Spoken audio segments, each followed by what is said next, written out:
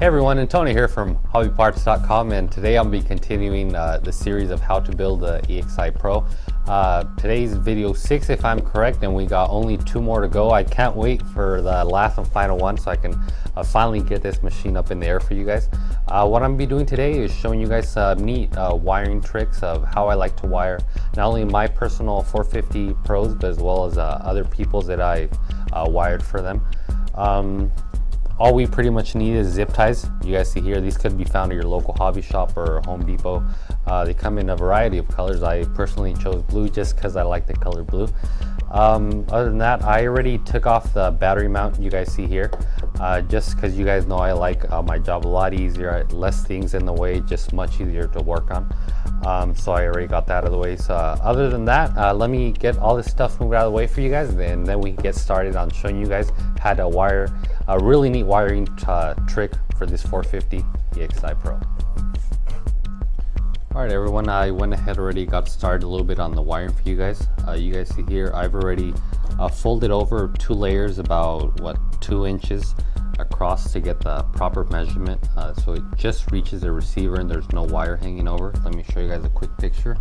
Obviously this would go on the inside of the frame, but just to show you guys the length, the receiver's gonna be right in here, so just you guys see there the right measurement, so there's no excess wire.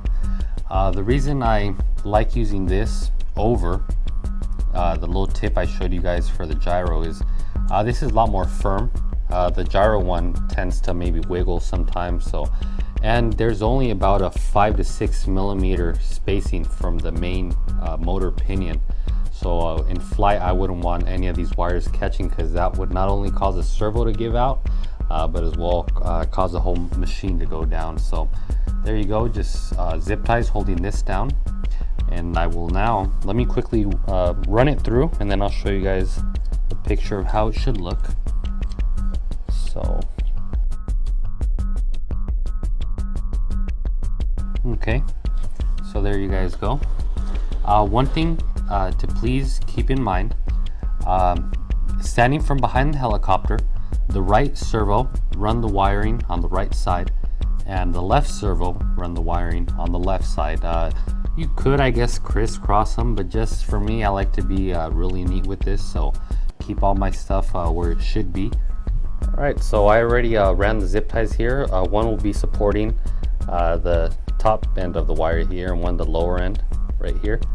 You guys can see there, I wrapped around the servo, so make sure that's nice and firm, so let's get that. Tighten it down, everything looks good so far. Alright, now the bottom one, make sure that's right.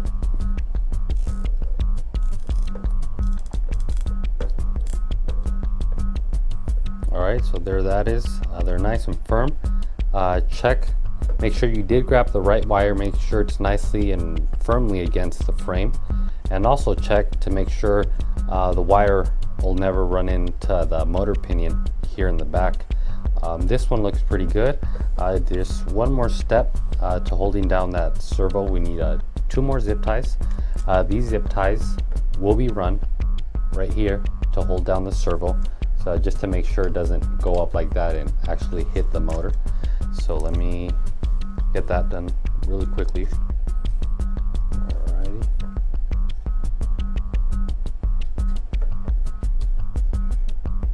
Okay. Put that up.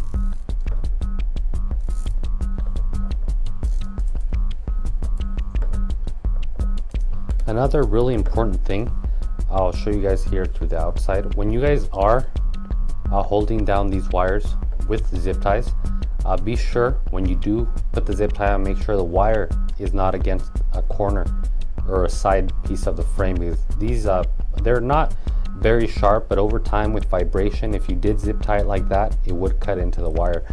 So be sure it's riding alongside and not against the corner of the frame. So run that wire back, and the last zip tie right here.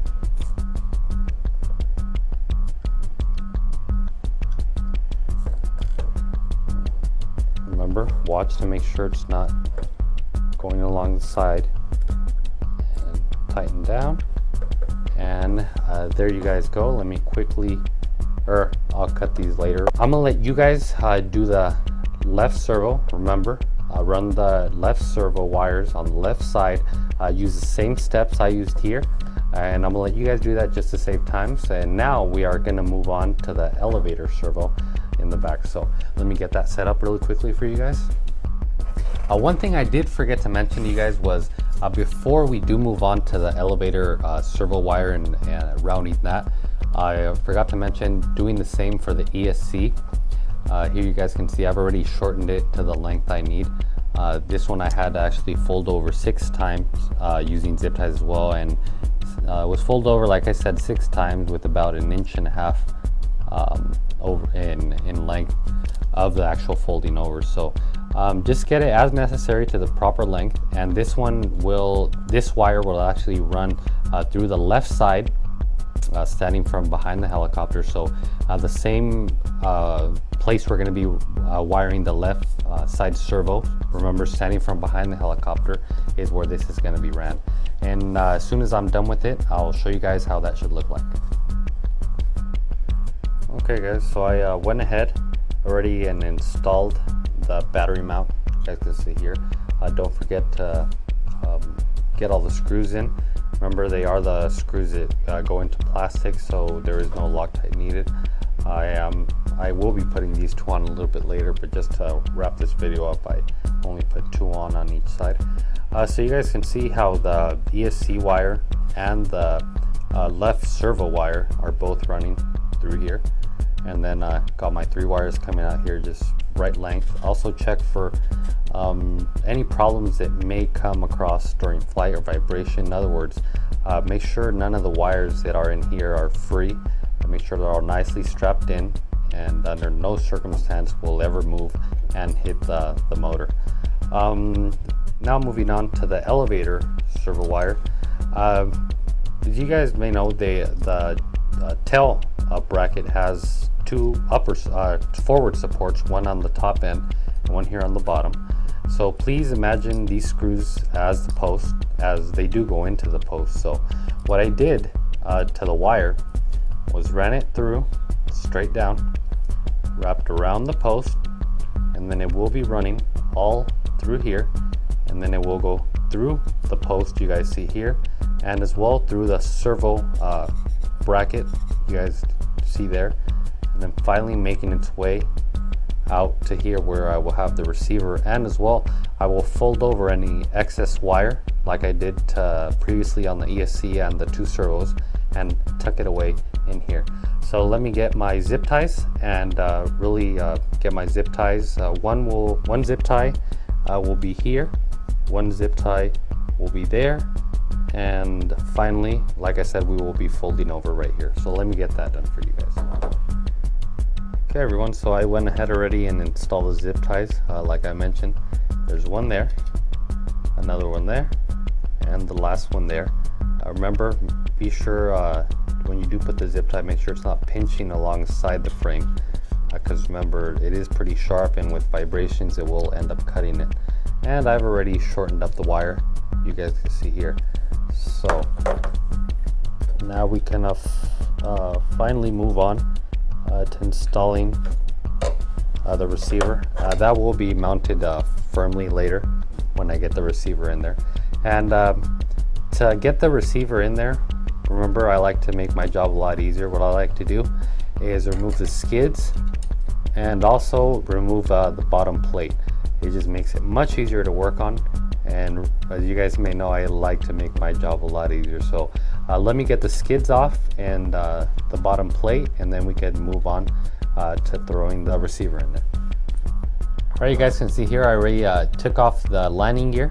Let's put that aside. I already took off the screws holding down the bottom plate, and as well I already installed my receiver just to save time here.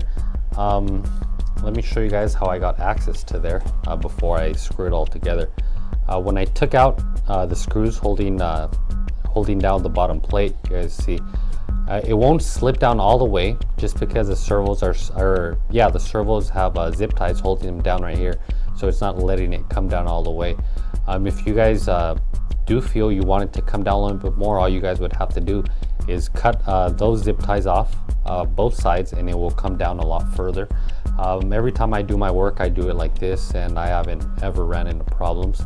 So wired everything up, you guys see there, velcroed down my receiver, and also brought the servo wires through the servo bracket. You guys can see there how it just went through, and plugged it in. Not much zip tying was needed after that, since we use this little technique. So once that's done, once you have everything plugged in, you slide it back in. I'll quickly give you guys a little reference of where to plug in everything. Let me just hold this down. Okay, so now let me give you guys the plug-in diagram. Any one of these servos can be aileron or pitch, does not matter at all where you plug them in. So one of these can be plugged into aileron, and one can be plugged into your auxiliary one, which turns into your pitch. This one, on the other hand, this servo wire goes plugged into your elevator servo. Obviously the one coming out of the EXI, which was this one here, goes plugged into your throttle. And lastly, from your gyro, you will have two wires coming out. One is going to have black, red, and white. That one will go plugged into your rudder, and one you guys are going to see only has yellow, which is a signal. That one will go plugged into your gear channel, and that is where we will be making the gyro adjustments through our transmitter. But other than that, you guys can see very neat wiring here. Nothing, when I do put on the main gear, you guys can see there will be no wire that ever gets caught through there. But I would still go through and make sure that no wire ever hits any moving parts. But other than that, let me put it on the skids there. That concludes today's video on part 6 of how to build the EXI Pro 450. I hope you guys like my wiring techniques, as well as little tips I might have given there. Like I said, this is the techniques I use on my models. If you guys have another technique and like it better, by all means go ahead and use your way if you guys like it a bit more. Once again, thank you guys for watching. If you guys like anything on this helicopter, be sure to check them out at hobbyparts.com. as well. Be sure to leave us a comment below about what you guys think. Thanks for watching, guys. Until next time.